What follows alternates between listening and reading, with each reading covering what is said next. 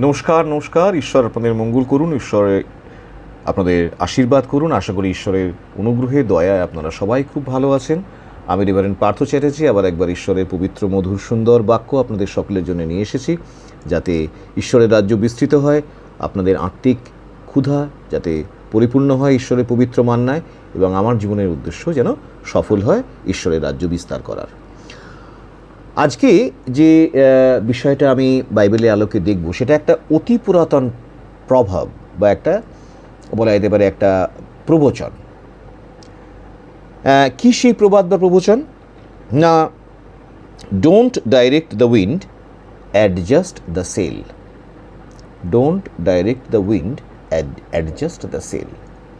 অর্থাৎ তুমি যদি একটা পালতোলা নৌকা চালাও, তাহলে যখন ঝড় আসবে তখন সেই ঝড়ের গতিকে বা ঝড়ের অভিমুখকে তুমি কন্ট্রোল করার চেষ্টা করো না, বরঞ্চ তোমার পালের অভিমুখ অ্যাডজাস্ট করে নেওয়া বাতাসের সঙ্গে। খুব দামি কথা।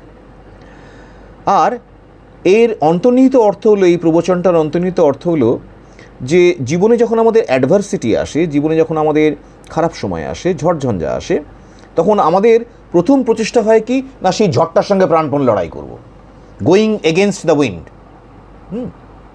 এমন লড়াই করব যাতে আমি পরাজিত করতে পারি সেই ঝড়কে এবং আমি যাতে জিতে যাই। কিন্তু এটা ভুল ধারণা।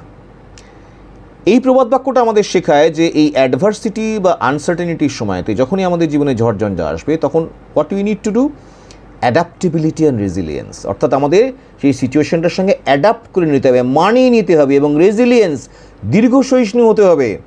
ধীরে ধীরে ধীরে ধীরে নিজেকে অ্যাডজাস্ট করে সেই সিচুয়েশনটাকে কাটিয়ে আমাদের বেরিয়ে আসতে হবে। এটা একটা খুব চরম জীবনের শিক্ষা, যে যখন আমরা ঝড়ে পড়ব তখন আমরা কি করব? ঝড়ের বিরুদ্ধে লড়াই করে যাব, নাকি নিজের জীবন নৌকার জীবনতরীর পালটাকে অ্যাডজাস্ট করে নেব? বাইবেলের বিষয়ে কি বলছে দেখব। বাইবেল বলছে হিতোপদেশ 16 অধ্যায় 9 পদে, মনুষ্যের মন আপনার পথের বিষয়ে সংকল্প করে, কিন্তু সদাপ্রভু তাহার পাদবিক্ষেপ স্থির করেন। মনুষ্যের মন আপনার পথের বিষয়ে সংকল্প করে, কিন্তু সদাপ্রভু তাহার পাদবিক্ষেপ স্থির করেন। অর্থাৎ মানুষ নিজে পরিকল্পনা করে, আমি এতদিনে এতটা পথ যাব, জীবনে এইভাবে আস্তে আস্তে এগোবো, এই লক্ষ্যে গিয়ে পৌঁছাবো, সেই লক্ষ্যে গিয়ে পৌঁছাবো।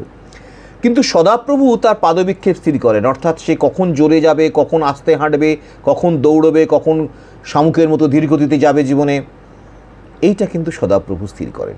এবং অনেক সময় জীবনের ঝড়ঝঞ্ঝায় কি হয় না, যারা নাবিক অতীতের দিনে, যেমন নামকরা ভালো ভালো অতীতের দিনে নাবিক ভাস্কো ডা গামা বা আরও যারা ছিলেন, তারা সকলেই জানেন একটা বিষয়, যে অনেক সময় সমুদ্রের ঝড় যেমন একটা জাহাজ ডুবে যাবার জন্য, মানে যখন পালতোলা জাহাজ চলতো, একটা জাহাজ ডুবে যাবার জন্য দায়ী, তেমনি অনেক সময় 10 দিনের পথ একদিনে পৌঁছে দেওয়া বা 1 মাসের পথ 2 দিনে পৌঁছে দেওয়ার জন্য সামুদ্রিক ঝড় দায়ী।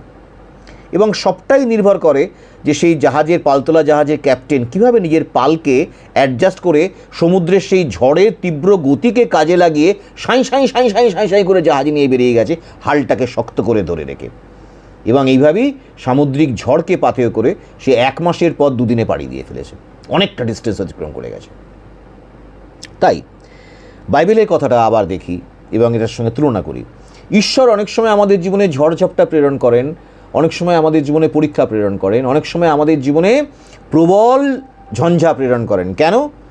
যাতে আমরা 1 মাসের পথটা, 1 বছরের পথটা, 10 বছরের পথটা 2 দিনেই চলে যেতে পারি। আমরা মনে করি যে ঈশ্বর কেন আমাকে এত এত ঝড়ের মধ্যে ফেলছেন।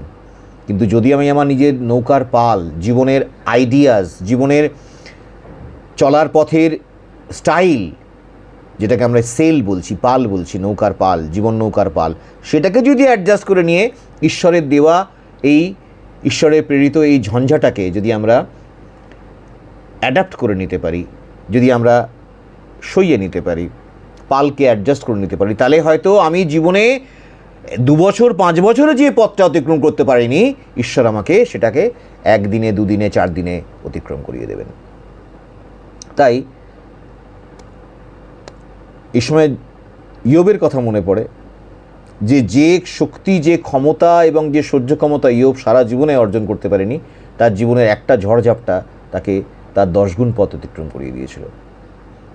তাই ঈশ্বর আপনাদের আশীর্বাদ করুন যেন জীবনে ঝড়ঝাপটা এলে আপনারা নিজেদের জীবনতরীর পালকে অ্যাডজাস্ট করে ঈশ্বরের ইচ্ছাকে বুঝে যেন জীবনের লক্ষ্যের পথে যাওয়ার 1 মাসের পথ, 1 বছরের পথ, 10 বছরের পথ যেন 1 দিন, 2 দিন, 5 দিন, 10 দিনে যেন বেরিয়ে যেতে পারেন।